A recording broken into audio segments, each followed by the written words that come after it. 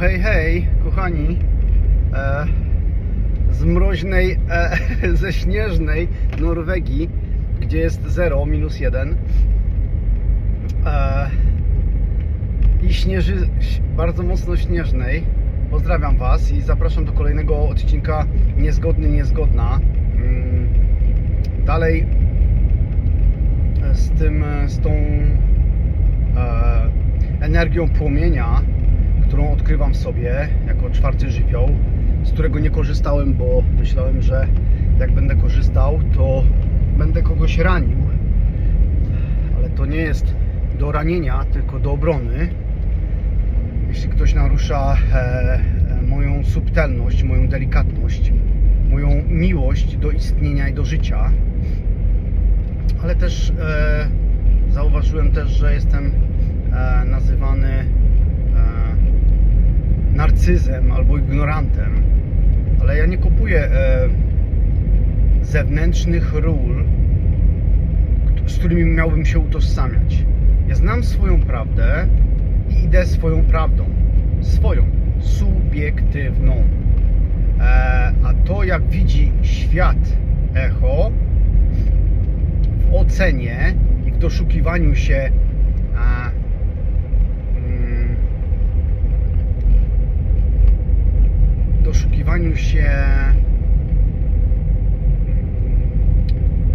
osoby fizycznej, która krzywdzi albo rani ich uczucia,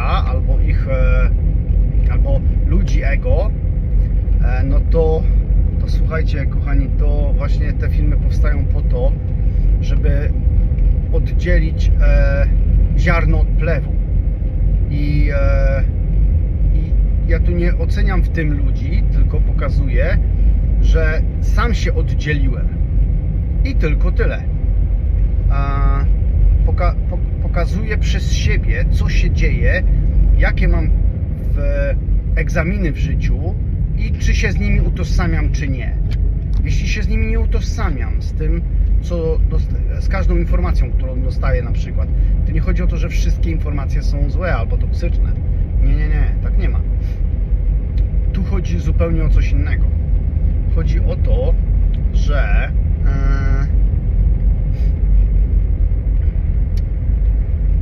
jak przychodzi pewna informacja, to czy ją łapię jako udziałowiec gry, jako wchodzący do cyrku, w którym pokazywane są tam różne istoty, które tam skaczą i cudawianki robią, czy ja jestem tylko obserwatorem tego. Jeśli jestem obserwatorem, to zauważyłem, ja się cały czas uczę, właśnie dlatego to są moje wskazówki dla Was, kochani bracia, kochane siostry, i widzę, co się już dzieje, jaki jest odzew. Dziękuję ślicznie za informacje na Facebooku, dziękuję ślicznie na prywatne wiadomości. Cieszę się, że bracia i siostry, którzy czują, nie dają mi komentarzy ani lajków na YouTube, ale dają mi feedback na prywatny. Dziękuję Wam, kochani. I za to jestem Wam wdzięczny, że jesteście tam. To jest, wiecie co to jest? Ta Wasza prawdziwość to jest jak miód na serce. I to jest najfajniejsza rzecz.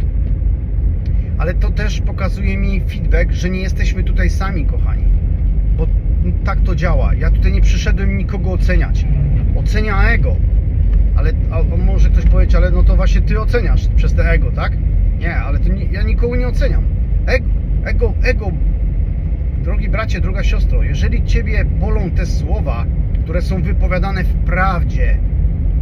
prawdzie, nie w fałszu. Gdzie jest prawda, ktoś powie, a gdzie ta prawda jest, albo kto ją zna? Ale jeśli w ogóle chcemy zacząć rozmawiać, to prawda jest tylko jedna.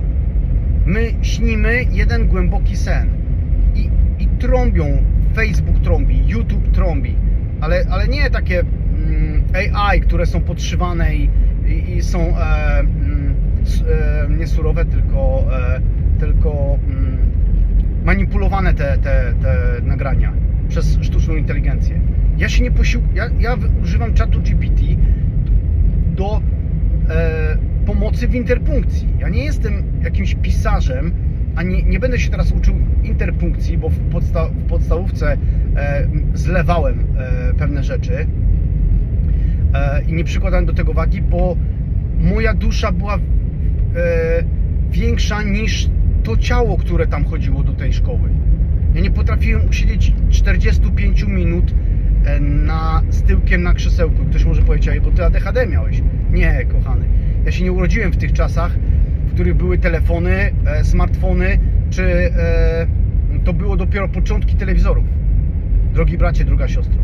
Ja miałem odtwarzacz VHS chyba, jak miałem chyba z 13-14 lat. Znaczy to nie ja, przepraszam, ziemscy rodzice, którzy się opiekowali tym awatarem. Ja jestem im za to bardzo wdzięczny. Jak zostałem zapytany, czy mam przyjaciół, to zrobiłem taką pauzę w sobie, nie na zewnątrz, w sobie. Zadałem sobie pytanie, czy bycie przyjacielem to też rola? Jak ja chcę wyjść z tej rzeczywistości czysty, jak łza, to ja nie zabieram ról ze sobą, kochani.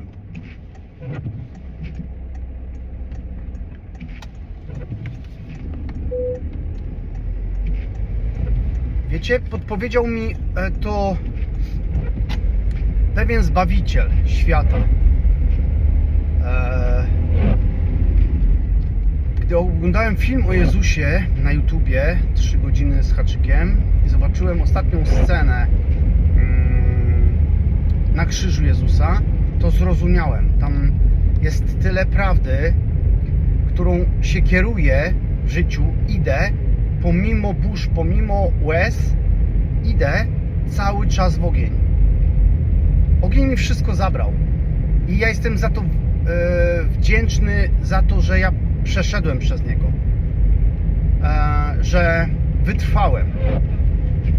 Tyle cierpienia możemy znieść tutaj w tej rzeczywistości, tyle jest nam dane, ile możemy znieść, kochani. Powiem wam jedną rzecz.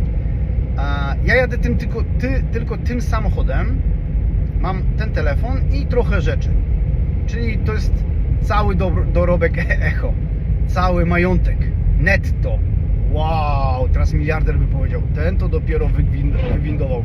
Ile masz, ziomku, lat? 46 ziemskich w tym awatarze? To popłynęłeś, kurde, wow. Ale powiem wam jedną rzecz. Gdy obejrzałem film F1 z Bradem Pittem i usłyszałem fantastyczne słowa, które powiedział, że tam była taka mała sprzeczka z młodym kierowcą Formuły 1 i on mówi, no gościu, który mieszka w przyczepie kempingowej, a Brad Pitt powiedział, niesamowita wolność.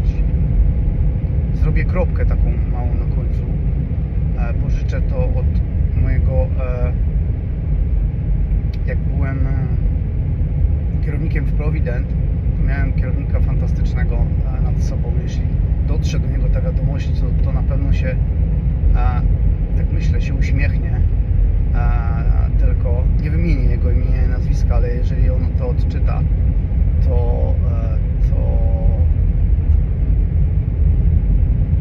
to zrozumie. Postawię kropkę właśnie na końcu tego, bo on tak stawiał fajnie, jak nas szkolił, to mówi, i teraz postawię kropkę. To było fajne. Wierzcie mi, że wracają takie fajne momenty. Tam nie ma momentu tych złych. Nawet jak sobie przypominam te momenty złe, to już nie ranią mnie. Nie ma kogo ranić. Ja nie jestem osobą. Ja się obudziłem w tym ciele. Ktoś może mi powiedzieć, że no ale jak? Ty chyba jesteś tutaj i gadasz ze mną, no to jak się obudziłeś? No ale to nieważne. To nieważne, z czego ja się obudziłem. Ja mam tak samo oczy otwarte jak i ty, drogi bracie, droga siostro. I w żaden sposób proszę nie imputować mi tutaj, że ja jestem wyżej od innych. Bo ja od razu mówię na tej ścieżce, mogę być niżej, kochany. Jeśli twojemu ego doda to skrzydeł bardziej, no to postaw mnie na niższym piedestale. Bo ja na żadnym nie jestem. tylko mogę być w Twoim umyśle na piedestale. Ja w żadnym na piedestale nie jestem. Ja jestem cały czas w neutralności. Płynąca radość i spokój wewnętrzny, jaki jest, gdzie pojawia się delikatne napięcie, to jest bardzo, bardzo szybko neutralizowane. Tylko i teraz widzę, jaką wewnętrzną pracę zrobiłem przez 2 lata, utożsamiając się z 4 żywiołami, z 4 porami roku i z 4 Ewangeliami. Bo tam są prawdy. I powiem Wam subtelną rzecz, że gdy Jezus wisi na krzyżu, bo wiem, że nie dokończyłem, zostawia ostatnią rolę. Mówi do matki: oto syn Twój, a do ucznia mówi: oto matka Twoja. To jest piękne świadectwo, które podkreśla, że ja żyję umysłem Chrystusowym. Ja nie jestem Jezusem, ja jestem przemieniłem wodę w wino w sobie, bo ciało ma 70% wody i tam ta woda ma pamięć.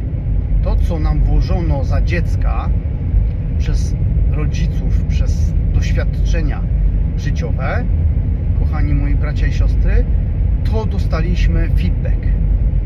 Ale ja nie chodzę do kościoła, ja nie jestem katolikiem. Ja nie mam żadnej wiary.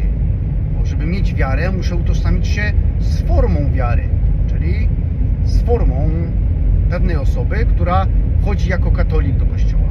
Moją religią, jak mogę to tak pięknie nazwać, jest życie, miłość. Ja widzę Boga nie jako formę, tylko jako iskrę życia. I ja jestem jej częścią. I każda istota czująca, nie śpiąca, jak ktoś może powiedzieć: to kto to, ja śpię? Jak ja walnę zaraz ręką w stół, to ja Ci pokażę, jak ja śpię. No właśnie pokazałeś, drogi bracie, takim podejściem. Bo to wszystko jest igiełki dla ego, nie dla tej Twojej cudownej istoty, która się budzi. Bo jeżeli Ty to słuchasz, drogi bracie, droga siostro, jeżeli to do Ciebie, ten film do Ciebie dotarł, to Ty nie jesteś tutaj przypadkowo. Gdy Jezus puszcza ostatnią rolę, wtedy odchodzi. Nie identyfikując się, że jest synem, ani człowiekiem.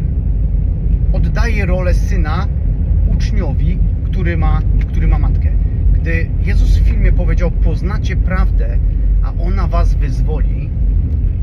I teraz można powiedzieć: no to Ty znasz prawdę, a my nie znamy. Nie, tak nie ma. Prawda jest w Tobie. Prawda wydobywa się przez Ciebie, drogi bracie, droga siostro. I przez nikogo, i nikt Cię tam nie zaprowadzi. Każdy nauczyciel stąd może Cię zaprowadzić pod jakieś tam drzwi. No nie, przepraszam, nie pod jakieś tam drzwi, tylko pod drzwi, które uświadomią Tobie, kim naprawdę jesteś. Ja na tym filmie nie będę mówił, kim naprawdę jesteś, bo to Ty masz sam to odkryć. I tutaj nie będzie: kliknij w link poniżej, zapisz się na darmowy webinar, a ja Ci przelej mi tutaj, bo jest promocja 70%, przelej mi, bo już ostatnie miejsce jest. Nie, tutaj nie ma manipulacji, drogi bracia, droga siostra. Tu jest obecność. Echo rozpaliło już ognisko w lesie, przy koniach i cicho sobie siedzi.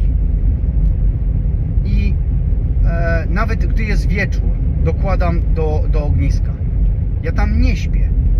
Tam nie ma czasu i nie ma zmęczenia. Ja sobie tam siedzę przy tym ognisku. I kto boi się podejść do tego ognia, ale i tak go delikatnie może nie kusi, ale czuje, że to jest kompatybilne, że to jest coś dobrego, ale nie echo jest dobre, tylko ten ogień, te ciepło, które może się usiąść i ogrzać. To może w każdej chwili, pomimo nie wiem jakich słów, nie wiem jakich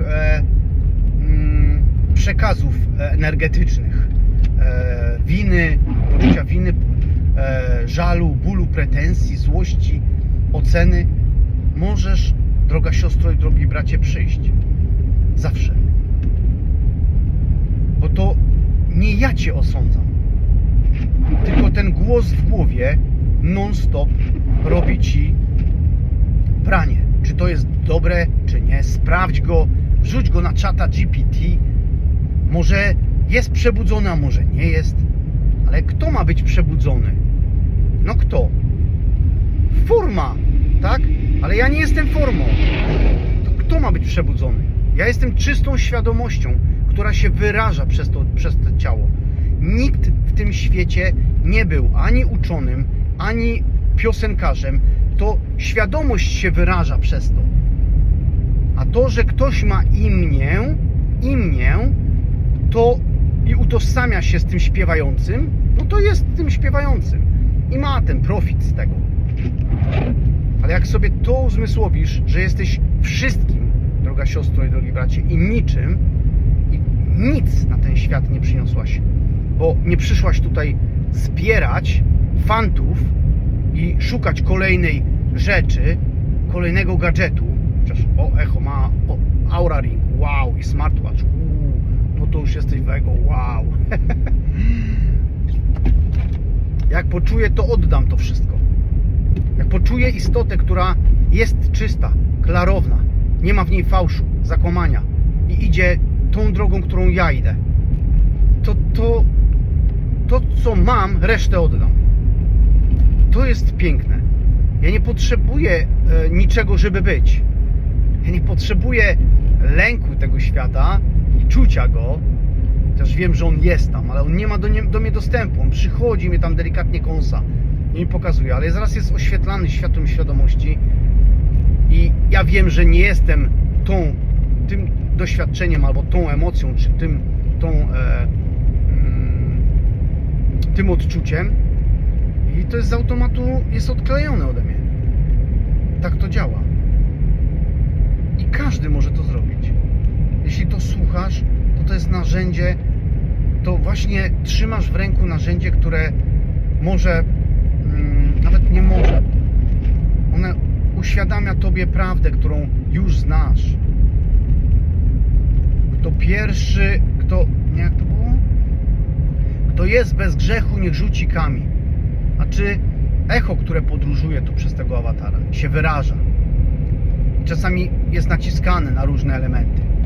To jak ja ubliżę komuś, albo jak kogoś ocenię i się z tym nie utożsamiam, ale widzę, co ten awatar jeszcze robi, co przez tego awatara jest robione, to każde słowo, jak będę brał jako swoje, to się utożsamiam z formą. Drogi bracie, droga siostro. I ktoś powie, o jaki narcyz, teraz spierdziela, bo jak mówi coś złego, no to nie ono, ale jak coś dobrego, to ono. Ale nie. Ja nie jestem kimś, kto mówi coś dobrego i kimś, kto mówi coś złego.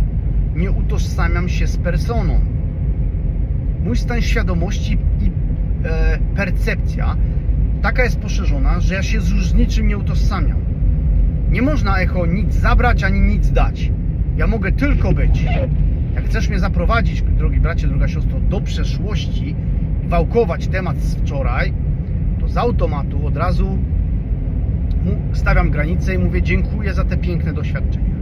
Ja mogę być tylko teraz. I eksploruję, oddycham w teraz. Żyję w teraz. Nie ma żadnej przeszłości. Nie ma nikogo poza teraz. Tak jakbym miał zwężony obraz. Ale ja się cieszę. Kiedyś, jak byłem mocno w ego, albo jak ego umierało, odpadało te warstwy ego, co nie było mną prawdziwym, w prawdzie, to co? To pokazywało mi, że coś tracę. Kto musi być osoba pierw, imię, nazwisko i PESEL, żeby coś straciła? Żeby coś zabrano mi, to muszę być ja. Żeby spytano o Boga, to musisz pierw być kochany ty. Chyba to Sri Maharadża powiedział. Użyję jego słów. Chociaż wszystkie słowa, gdy gdy ten wieczny uczeń podróżuje w tej drodze życia, kochani, to ten wieczny uczeń wypowiada te słowa tych innych nauczycieli, którzy tutaj szli. Ale ja nie jestem żadnym nauczycielem. Ja nie biorę roli nauczyciela, ani jestem wiecznym uczniem dla siebie. Ale potem puszczę w ostatnim akcie puszczę tą rolę. Po co mi to? Ja nie chcę tutaj wracać, moi bracia, siostry. Ja zdałem wszystkie egzaminy, wszystkie kartkówki, wszystkie klasówki. Ja nie trzymam się winy. Nie można dać depresji. No jak można dać życiu depresję? Jak życie jest życiem i miłością? Jak można to? Jak można zawiesić w życiu depresję, albo lęk, albo niepokój, albo jak można życiu zabrać coś? Dacie wiarę temu? Kochani, ja nie mówię tego przez siebie, to już jest... I teraz to czuję, aż mam ciarki w ciele. Cudowne ciarki. To nie są ciarki ego teraz, kurde, ci polajkują fajnie, wow. Tam nie ma czegoś takiego. Kochani, to dotrze do bardzo małej grupy ludzi. Bardzo mało moich braci i sióstr, którzy już zaczynają czuć. Jeśli to czytasz, jeśli do ciebie to dotarło, to jest już twój przystanek. I to nie przystanek u Echo. Chcesz, to idź gdzie indziej.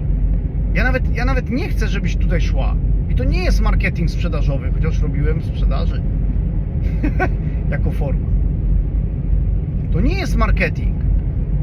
Idź i szukaj dalej. To, czego potrzebujesz, ty nigdzie nie musisz wychodzić do żadnego Nordic Wild West, do żadnych koń.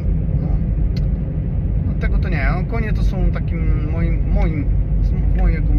z moim takiego patrzenia na tą rzeczywistość, są cudownym mostem.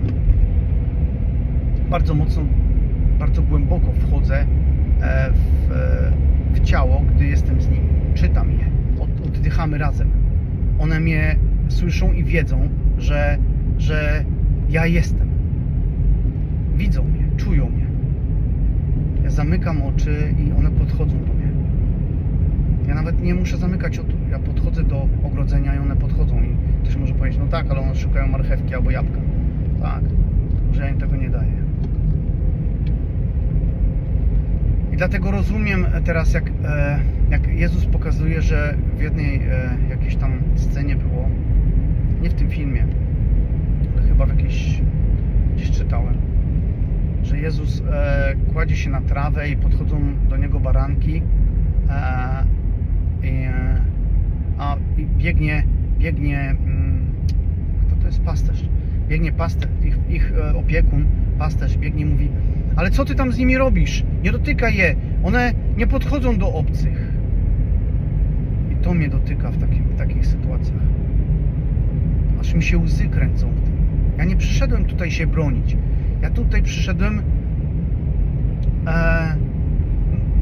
być prawdą, świecić, żyć w świetle, w prawdzie, w obecności. Jak nie potrafisz tego słuchać, drogi bracie, droga siostro, to jeszcze masz kilka lekcji do odrobienia i to jest normalne. Idziesz jeszcze, podróżujesz, ja to szanuję. Kocham Cię, Ci wysyłam jeszcze więcej światełka w to. Jeszcze bardziej Cię wspieram, kochany. Jeszcze bardziej Cię szanuję. Jeszcze bardziej Cię czuję, widzę. Nie rzucam w Ciebie kamieniami. To nie są kamienie. To są guziczki ego, które jeszcze reagują w Tobie.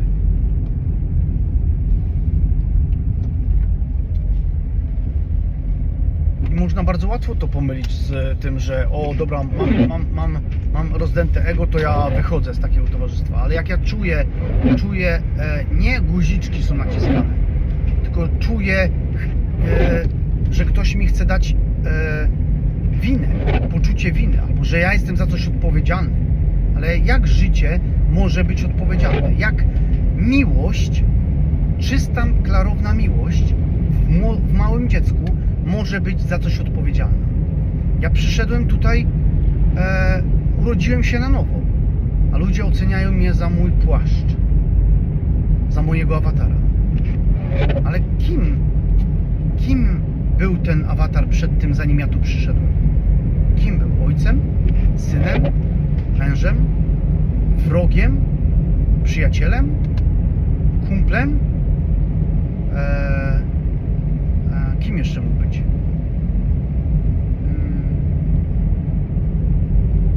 No, różnie można to byłoby nazwać. Nie będę teraz więcej kopał tego. Sami dołóżcie, jeśli chcecie. To jest najfajniejsza rzecz, jaką mogę sam sobie zrobić. Nie utożsamiać się z kimś, kim nie jestem. Ja nigdy nie byłem rolą ego umysłu. Nigdy nie byłem rolą. Ja jestem miłością i kocham bezwarunkowo. Ale moja miłość bezwarunkowa nie jest rzucaniem się każdemu na szyję, mówieniu: o, teraz to Cię kocham. Kocham Cię, kocham Cię. I teraz to Cię kocham. Kwiaty Ci kupię 14 i 8 na Dzień Kobiet. To Cię pokażę, jak Cię wtedy kocham. Wow. Ja Cię pokażę, jak Cię kocham. Wiecie, kiedy jest miłość? Kiedy ja ją widzę? Kiedy jesteś w związku i widzisz, że Twoja partnerka bardziej interesuje się Tobą niż sobą. Że wzrasta i kochasz tak bardzo. Poczekajcie chwilkę. Kochasz tak bardzo, że odchodzisz. Nie wiesz, dlaczego to robisz. Raczej czujesz bardziej. I potem, gdy widzisz tą osobę, albo ją czujesz, tą kobietę, to ona bardziej, głębiej oddycha. Rozumie, może to zrozumieć, co dla niej zrobiłeś. Jeżeli dalej idzie w tej ścieżce. Jeżeli dalej idzie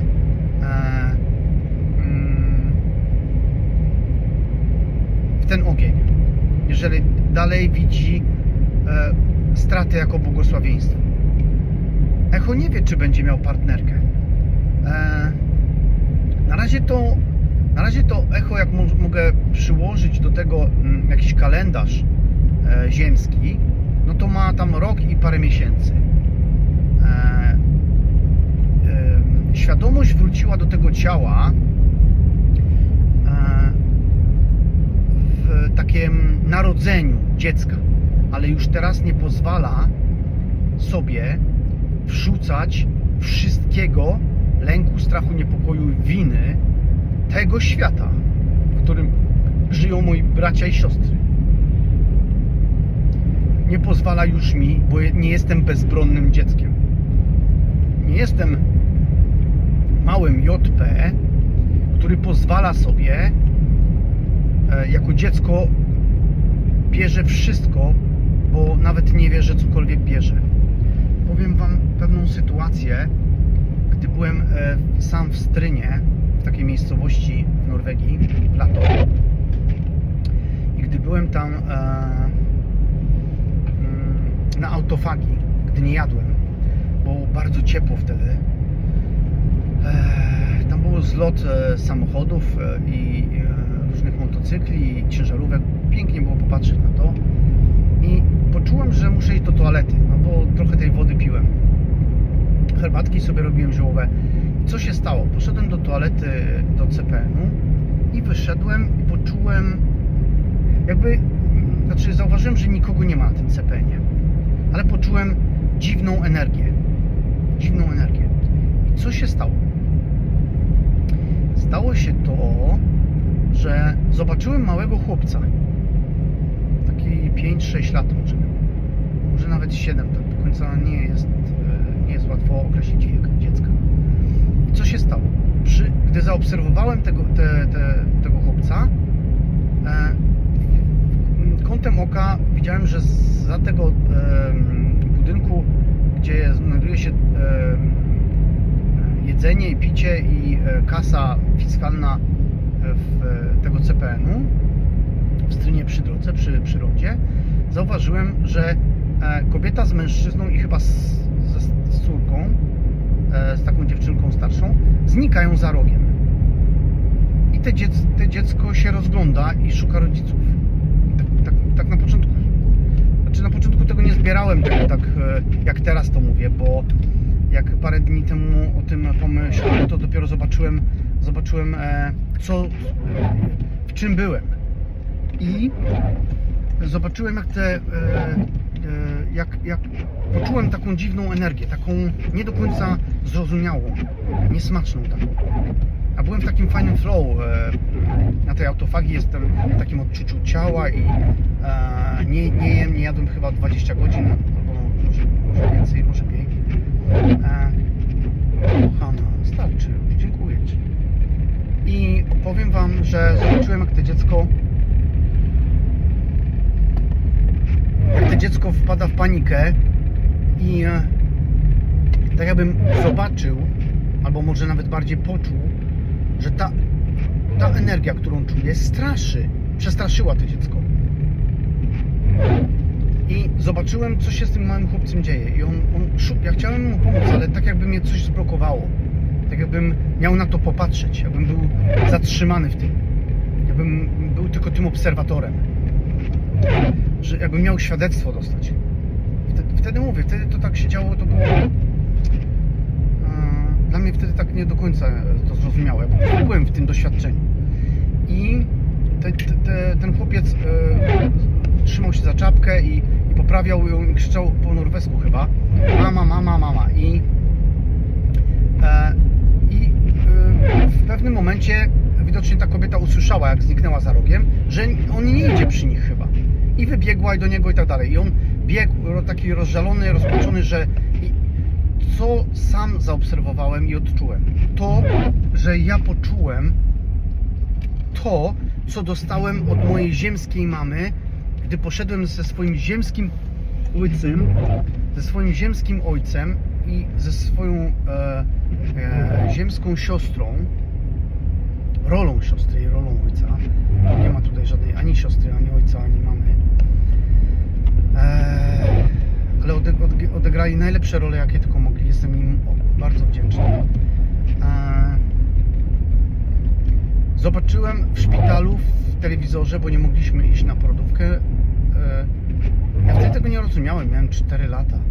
I zobaczyłem, że moja ziemska mama trzyma obce dziecko przy swojej piersi. I uwierzcie mi,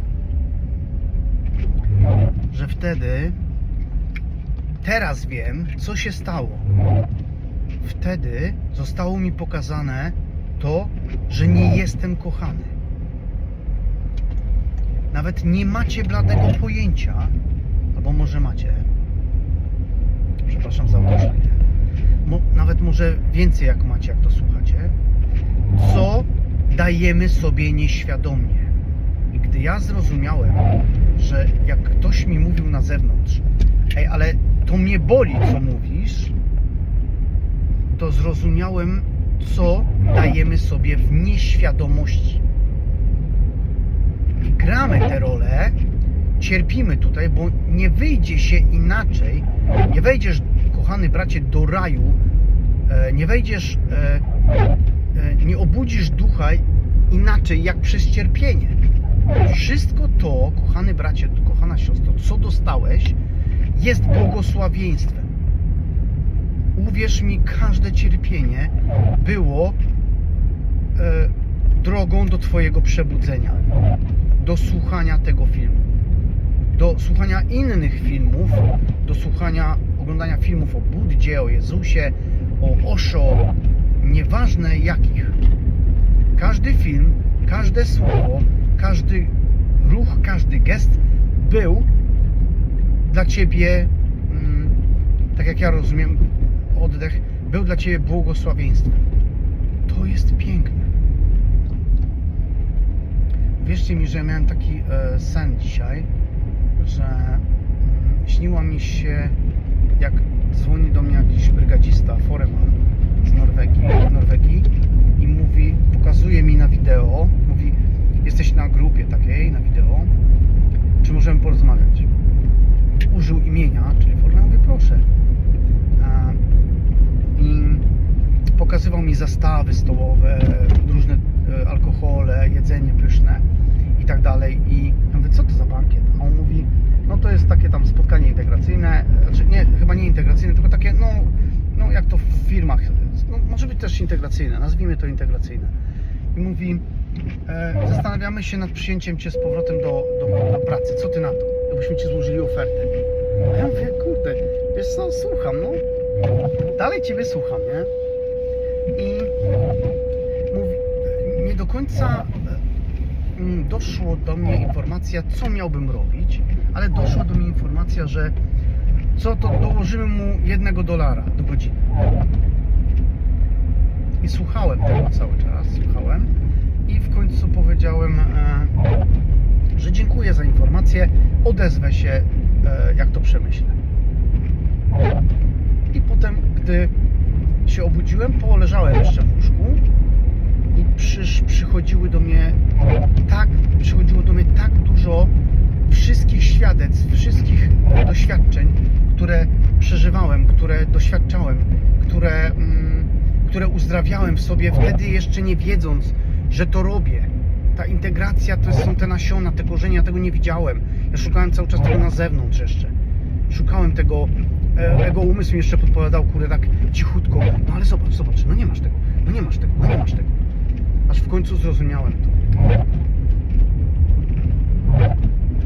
Ta integracja, ta transformacja, ta integracja przez zimę, druga zima po śmierci większej części ego w październiku, w listopadzie. Nie wiedziałem, co się ze mną dzieje. Nie wiedziałem, co się dzieje z Jarkiem wtedy. Tak samo jak Jimmy Carrey, jego wyraz twarzy, albo Claudia Pingot w Polsce. Jak ja spojrzałem w ich, na ich oblicze, to zrozumiałem, przez co oni przechodzili, przez to samo, co ja. Dużo światełka, dużo miłości wysłałem wtedy. Dużo takiego wewnętrznego objęcia, przytulenia, czy jakby to można było nazwać. To było piękne. Kochani, wiecie co, to mi się wydaje, że na tyle już, bo nie chcę nagrywać tych dużych odcinków, bo potem jest trochę tych tekstów do poprawy, ale czasami się zdarza, że bardzo szybko to wystawiam, bo nie ma. I czyli jest ok. Także dużo obecności, kochani, dużo trwania w byciu, dużo trwania w wewnętrznym, w sobie tak naprawdę, ale bez formy już, bez imion, bez tego poczucia. Jeśli macie to poczucie, że na przykład zamykacie oczka, medytujecie i macie to poczucie, no ja jestem, ja siedzę, umysł ci podpowiada, to właśnie to są takie te subtelne, to już wtedy to już jest taka inna manipulacja ego, inna manipulacja umysłu, ciebie jako istoty duchowej, jako jaźni, jako ciała, nie tego ciała fizycznego. Nie do końca wiem, czy jak to nazwać. Ja wam powiem, że to jest cudowne, że że echo eksploruje to i wie, że to, co czuje, tak samo jak jesteście zakochani, może tylko to porównam i kończymy ten odcinek. Jeżeli jesteście zakochani, droga siostro, drogi bracie, jak możesz pokazać? Ktoś powie, ale ja nie widzę po tobie zakochania, a w tobie aż wszystko tańczy. Chcesz się dzielić z wszystkim, no może nie z wszystkimi, no bo może jest z wszystkimi, ale to pozwalasz innym być innymi. Oni mają pracę do odrobienia, ci bracia i siostry. Jeżeli nie widzą tego, to dobrze, no to fajnie, no i to jest to, tak? Ja widzę, ja mam znaki, moi bracia, siostry piszą, jestem z fantastyczną kobietą w związku i ja mówię, serce mi się cieszy. Dziękuję, że się z tym ze mną podzieliłeś, to jest piękne. Tam nie ma zazdrości, a gdzie ja? Nie, bo to jest udzielać. Ja jestem twórcą i jednocześnie to, co ja chciałbym doświadczać, już to bracia mają. Dlatego ja się zastanawiam, czy ja mogę być z partnerką. Jak ja może moi bracia, siostry w odbiciu mają to mieć. A ja nie, no i kupuję i biorę to, jeśli tak ma być. To jest życie. Jeżeli nie mam się nie utożsamiać z formą, czyli mam nie dotykać innej kobiety, nie cieszyć się wspólnie ciałem, no to ja zostawiam tą rolę. Tak, o teraz ego, jakie dziwne odczucia miałem w ciele, a to było fajne. To jest fajowe. To jest fajowe, słuchajcie. Dobra, i z tym fajowym kończymy ten odcinek. Dziękuję Wam ślicznie, pozdrawiam Was serdecznie ze ścieżki obecności. Ze ścieżki bez ścieżki, w obecności. Kochani, cudownego dnia Wam życzę.